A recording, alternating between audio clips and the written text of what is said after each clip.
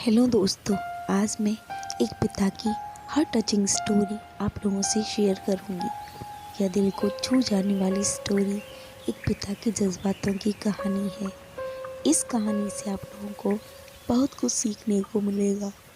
इस कहानी को लिखने का मेरा एक ही मतलब था कि मैं पिता की भावनाओं को आप लोगों के साथ बहुत ही सुंदर स्टोरी में पिरोकर आप लोगों से शेयर करूं।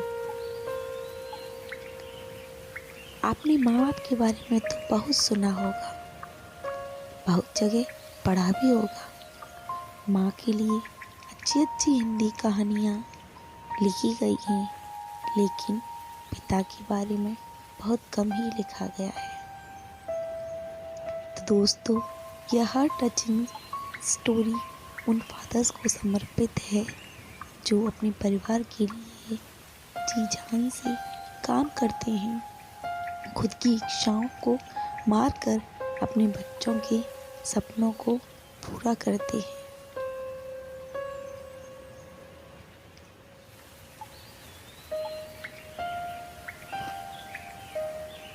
यह स्टोरी शुरू होती है जब मैं घर से गुस्से में बड़बड़ाते हुए निकल आया था और बस स्टैंड की तरफ आगे बढ़ने लगा। मैं मन ही मन बड़बड़ा रहा था, पता नहीं कितने पैसे छुपा के रखे हैं, लेकिन मेरे लिए एक बाइक नहीं ले सकते। अब मैं यहाँ से चला जाऊँगा और तब तक वापस नहीं आऊँगा जब तक मैं खुद के पैसों से बाइक नहीं खरीद लेता। इतना ही सोच रहा था, तभी मेरे पैर में मुझे कुछ चुभने का एहसास हुआ। नीचे देखा तो समझ आया कि जल्दबाजी में पापा के जूते पहन आया हूँ। उन जूतों में कील उभरी हुई थी जो मेरे पैर में बार बार घाव किए जा रही थी, लेकिन उस समय गुस्सा अधिक था तो मैं बड़बड़ाते हुए आगे बढ़ गया। एकाएक मुझे याद आया कि मैं पापा का पर्स भी साथ ले आया हूँ। मैंने खुरापाती दिमाग में एक ख्याल आया, क्यों ना आज पापा का पर्स चेक किया जाए, जैसे आज तक उन्होंने किसी को हाथ तक नहीं लगाने दिया। पता नहीं कौन सा खजाना छुपा है इस पर्स में जो किसी को हाथ नहीं लगाने देते थे। जब मैंने पापा का वह पुराना पर्स खोलकर देखा तो उसमें पैसे तो नहीं मिले, लेकिन पैसों की जगह एक डायरी रखी हुई थी। तब मैंने सोचा, ओह, तो यहाँ खजाना छुपा रखा है। मैं समझ रहा था कि यह पापा ने लिखा होगा कि किससे कितने पैसे लेने हैं और किसको कितने पैसे दिए हैं, लेकिन मैं गलत था। जब मैंने उस छोटी सी डायरी का पहला पेज खोलकर देखा तो वहाँ पर जो लिखा था वह थोड़ा सीरियस कर देने वाला था। डायरी में जो लिखा था उसे पढ़ने के बाद मेरे चेहरे पर जो एक्सप्रेशन थे वह गायब हो चुके थे, क्योंकि डायरी में वैसा कुछ नहीं था जैसा मैं सोच रहा था। वहाँ पर उन पैसों का हिसाब लिखा हुआ था जो अलग अलग कामों के लिए अलग अलग लोगों से उधार लिए गए थे। उस लिस्ट में कंप्यूटर के नाम पर भी पैसे लिए गए थे। कुछ यूँ लिखा था, 50,000 बेटे के कंप्यूटर के लिए। यह वही कंप्यूटर था जिसे मैं आज तक यूज़ कर रहा हूँ, लेकिन मुझे यह पता नहीं था उस कंप्यूटर खरीदने के लिए पैसे कहाँ से आए थे, लेकिन आज पता चल रहा था। मुझे आज भी याद है जब मैंने पहली बार कैमरे के लिए ज़िद की थी, जो मेरे पापा ने मुझे 2 हफ्ते बाद मेरे बर्थडे पर लाकर दिया था। इसे देखकर मैं बहुत खुश हुआ था और मुझे खुश देखकर मुझसे कहीं ज़्यादा अगर कोई खुश हुआ था तो वह थे पापा। अब मेरे चेहरे से गुस्सा एकाएक गायब हो चुका था।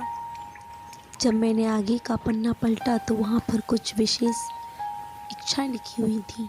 पहली जो विश थी उसमें जो लिखा हुआ था, अच्छे जूते पहनना। यह बात मेरी कुछ समझ नहीं आई। तभी मेरा पाँव अचानक सड़क पर भरे हुए पानी पर जा पड़ा और तभी मेरे पाँव में कुछ गीलापन होने का एहसास हुआ। तब मैंने जूता उतार कर देखा तो उसका तला टूटा हुआ था। यह देखकर मुझे डायरी में लिखी बात याद आ गई। तभी मुझे माँ पापा की कई बातें भी याद आ रही थी कि कैसे माँ जब कहा करती थी पापा से, अब तो जूते पुराने हो गए हैं, ले लीजिए, तो पापा अक्सर यह कहकर टाल दिया करते थे, जूते अभी और चलेंगे, अभी कुछ दिन पहले तो लिए थे। मुझे आज समझ आ रहा था कितने दिन और चलेंगे। साथ ही साथ यह समझ आ रहा था कि पापा पर्स को क्यों छुपा कर रखते थे। तभी उस डायरी को पढ़ते हुए बस स्टैंड पर पड़ी बेंच पर आकर बैठ गया। अब उस डायरी का आखिरी पन्ना बचा हुआ था। उस पन्ने को जब मैंने पलट कर देखा तो वहाँ कल की डेट लिखी हुई थी। तारीख के नीचे लिखा हुआ था 50,000 रुपये बाइक के लिए। बस इतना पढ़ा दिमाग सन्न रह गया। अब मेरे मन में कोई शिकवा गिला नहीं बचा था।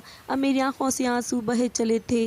मुझे आज तक नहीं पता चल पाया कि मैं क्यों रोए जा रहा था। अब मैं जल्दी से घर की तरफ भागा, लेकिन जूतों की वह कील पाँव में अब तक घाय बनाने में कामयाब हो चुकी थी। मैंने जूते को रास्ते में ही निकाल कर फेंक दिया और भागते लड़खड़ाते हुए घर जा पहुंचा, लेकिन पापा घर पर नहीं थे। मैं समझ गया वह कहाँ थे। मैं सीधा पास वाली बाइक एजेंसी की तरफ भागा। पता नहीं आज कहाँ से इतनी ताकत आ गई थी। मैं भागते हुए थक नहीं रहा था, और वह भी बिना जूतों के नंगे पैर। जैसे तैसे मैं बाइक एजेंसी पर पहुंचा। पापा वहीं थे। मैंने पापा को दौड़कर गले लगा लिया। मेरी आंखों से आंसू रुकने का नाम नहीं ले रहे थे। पापा को समझ नहीं आ रहा था आखिर ये क्या हो रहा है, मैं क्यों रो रहा हूँ। मैंने पापा से कहा, पापा मुझे मोटरसाइकिल नहीं चाहिए, आप अपने लिए जूते ले लीजिए। अब आज से मैं जो भी करूँगा अपनी मेहनत से, अपने बलबूते पर पढ़कर करूँगा। दोस्तों बस इतनी सी थी ये कहानी।